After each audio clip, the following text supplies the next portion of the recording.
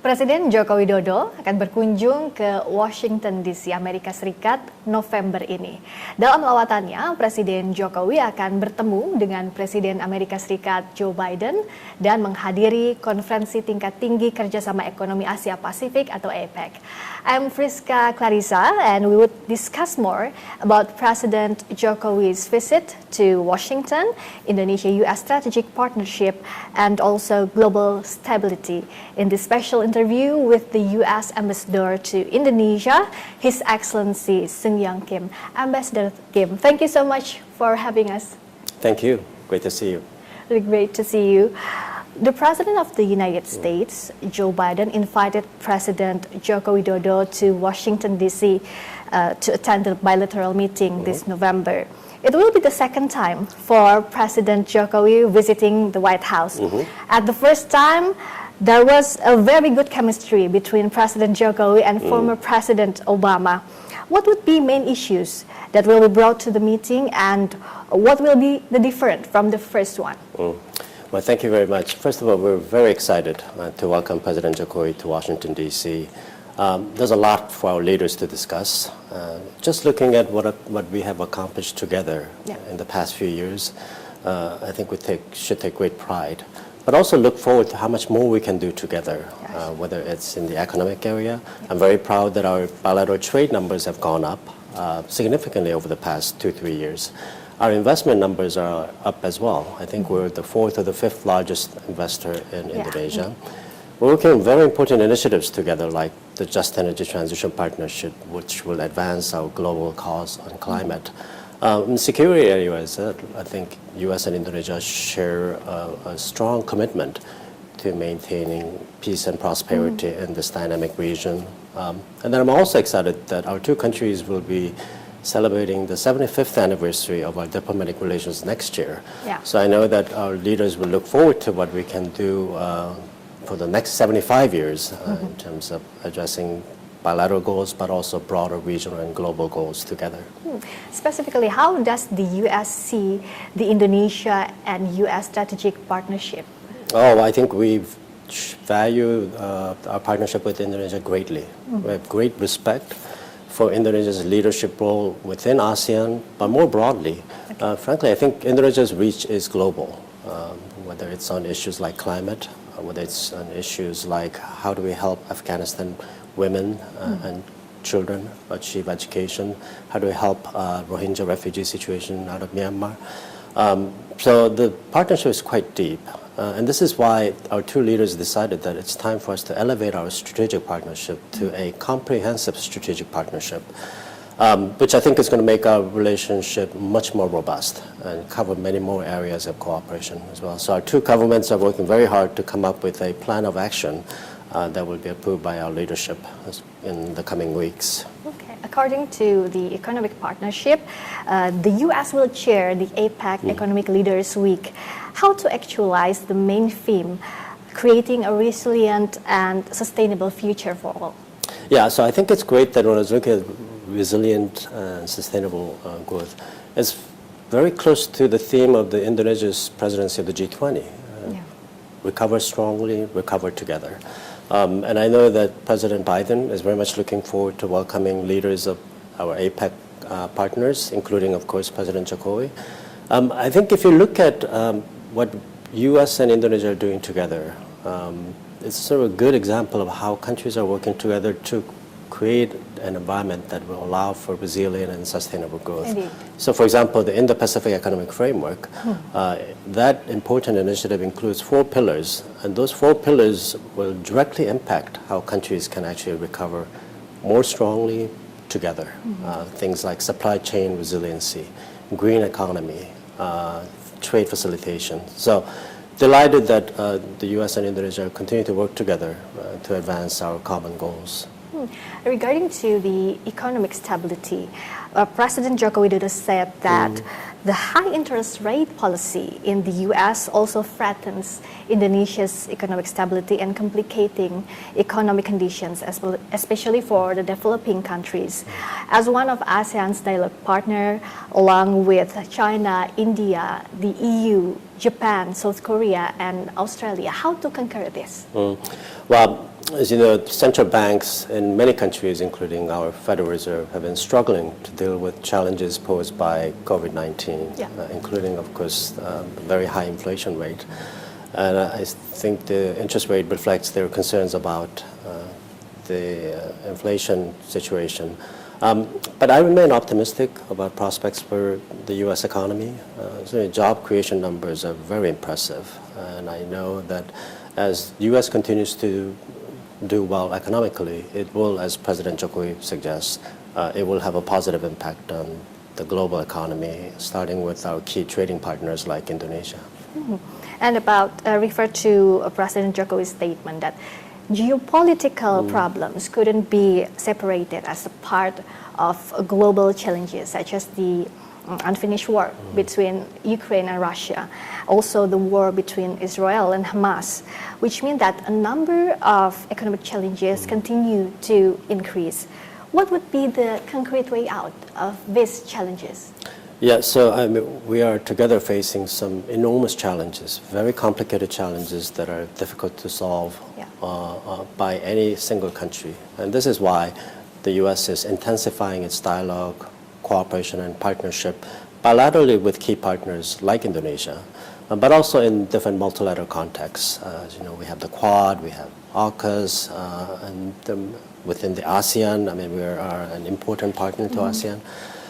Because we believe that these challenges require cooperation. And so we will continue to work closely with our partners to make sure that we're dealing with these challenges effectively. I should add that one way to get out of these difficult challenges is for countries to start behaving better, for countries to respect international law and cease unlawful activities in violation of other countries' sovereignty and rights. According to this global stability challenges, Indonesia, through the OIC and in front of the United Nations, urged the realization of an immediate ceasefire in Gaza to stop more civilians' casualties. And recently, President Joko Widodo emphasized that Indonesia is extremely angry and strongly condemns Israel's random attacks against civilians and civilians' facilities in Gaza. Due to the humanitarian issues and rights, how does the U.S. see this, and what will be the solution to bring back peace, to stop the war, and save the innocent civilians? Yeah, first of all, let me say we're deeply concerned about the humanitarian crisis in Gaza. President Biden, Secretary Blinken, and others have spoken about this in great detail. Deeply concerned about the well-being of the Palestinian people. And this is why we're working so hard with Israel, with Egypt, with relevant UN agencies and other partners to try to facilitate a sustainable flow of humanitarian assistance to the Palestinian people in need in Gaza. And that effort will continue.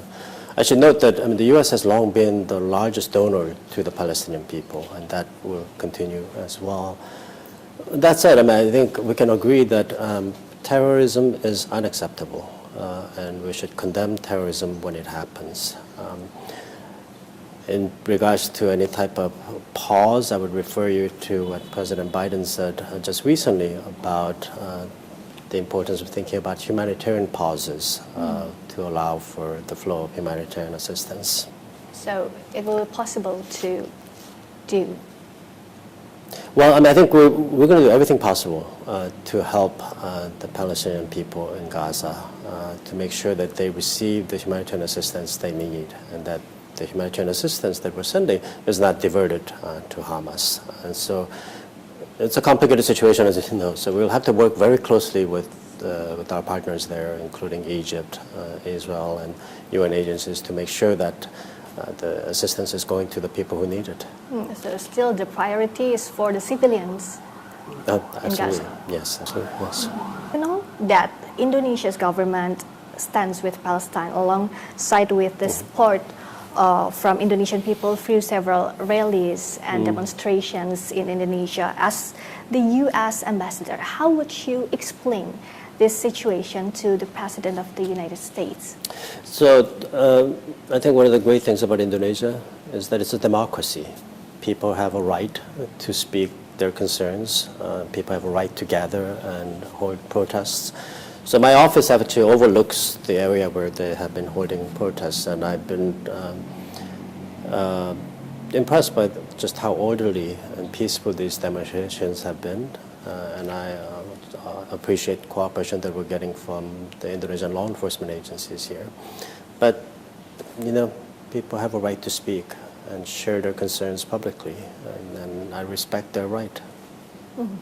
And how does the U.S. see the strategic role that Indonesia could take part to encourage global stability in hands of President Biden and President Joko Widodo's administration's relation?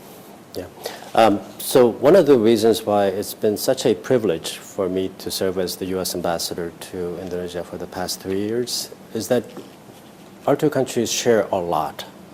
We have a strong commitment to democracy, have a strong commitment to tolerance, diversity, and for the rule of law. And that applies domestically as well as internationally. So I think both of our countries are totally committed to maintaining a free and open Indo-Pacific. We also have tremendous respect for ASEAN centrality. And as I mentioned earlier, I do believe that Indonesia plays a critically important leadership role within ASEAN. So we expect and look forward to working closely with Indonesia, not just on bilateral issues, not just on Southeast Asia issues, but well beyond to Indo-Pacific broadly and indeed globally as well. We have great respect and affection for Indonesia's role and our strategic partnership with Indonesia. And how to improve and strengthen our cooperation? Well, I think both sides have to work hard to expand and deepen areas of cooperation. We're doing okay, but I know that we can do more. So for example, our trade figures, as I mentioned, our bilateral trade is going up, which is good. But given that we're the third largest population and Indonesia is the fourth largest population, I actually think that our bilateral trade should be even bigger. In investment as well, we're I think number 4, number 5 largest investor. I think we should be number 1 or 2. So then both sides need to work together to explore opportunities together and to make a dedicated effort to expand and deepen our ties in the full range of issues, not just on economy, but security-wise. Our militaries are working together very closely, but we can do more. Education, health sector is another very important area of cooperation between our two countries that have implications well beyond our bilateral relationship. How do you see the future of our cooperation? I'm very optimistic. I really do think it's true, while we may not agree on every single policy issue, I think we do have that shared commitment to important values and principles. And there's also a shared interest in expanding our relationship. And this is why we're elevating our strategic partnership to a comprehensive strategic partnership. So I think the potential is enormous. The commitment is there, so I'm very optimistic about prospects. And the last one, this is the political year in Indonesia. How do you see this? Oh, it's fascinating. I think it's always exciting to watch democracy in action, and Indonesia is certainly a very vibrant democracy. I've been following the news very closely and look forward to seeing the result of the election next year. And hope everything is getting better. Also, our cooperation, Indonesia and U.S. cooperation. Thank you so much for your time. Ambassador Kim, the U.S. Ambassador to Indonesia, His Excellency Seung-Yeong Kim. Thank you so much. Thank you very much. Itu tadi perbincangan kami dengan Duta Besar Amerika Serikat untuk Indonesia, Seung-Yeong Kim. Saya Friska Clarissa. Sampai jumpa.